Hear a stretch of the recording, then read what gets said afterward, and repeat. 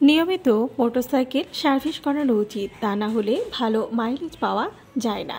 তেমনি করে ঘন ঘন বিগড়াবে। বেশিরভাগ মানুষ তাদের বাইক সার্ভিসিং করার সঠিক সময় জানে না, ফলে বাইক পরিচর্যায় খরচ হয়ে যায় অনেক বেশি।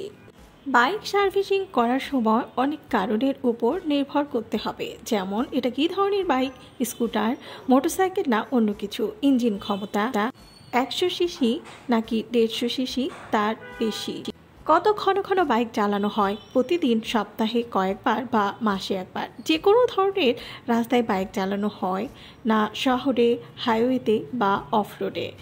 নতুন বাইক প্রথম 500 কিলোমিটারের পর প্রথম সার্ভিসিং করানো উচিত। এরপরে প্রতি 3 মাস বা 3000 কিলোমিটারে এর সার্ভিসিং করা উচিত। আর পুরনো বাইক প্রতি 3-4 মাস বা 2000 বা 3000 কিলোমিটারে সার্ভিসিং করানো উচিত। বেশি ব্যবহারের বাইক প্রতি 2 থেকে 3 মাস বা 1500 থেকে 2000 কিলোমিটারে সার্ভিসিং করা উচিত। এগুলো ছাড়াও কিছু বিষয়ে মনোযোগ দিতে হবে, যেমন কেউ যদি বাইক কম চালায়, এটা 4 থেকে 6 মাসে একবার সার্ভিসিং করা উচিত। কেউ যদি কঠোর পরিস্থিতিতে বাইক চালান, আরও ঘন ঘন সার্ভিসিং প্রয়োজন হবে। যদি কেউ বাইকের কোনো ত্রুটি লক্ষ্য করেন, অবিলম্বে এটির সার্ভিসিং করা উচিত। একটি ভুল ধারণা থাকতে পারে যে শুধুমাত্র কিলোমিটার সার্ভিসিং নির্ধারণ করে। এটা সত্য যে কিলোমিটার গুরুত্বপূর্ণ, কিন্তু তার মাধ্যমে সব কিছু নির্ণয় করা ঠিক নয়। বাইকের অবস্থা এবং কিভাবে তা ব্যবহার করা হবে তা জানতে হবে।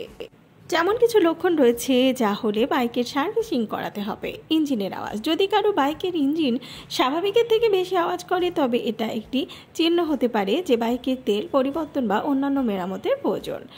কম জ্বালানি দক্ষতা, যদি কারো বাইক আগের তুলনায় কম মাইলেজ দেয়, তবে এটি একটি চিহ্ন হতে পারে যে বাইকের এয়ার ফিল্টার প্রতিস্থাপন করতে হবে বা অন্যান্য মেরামত করাতে হবে।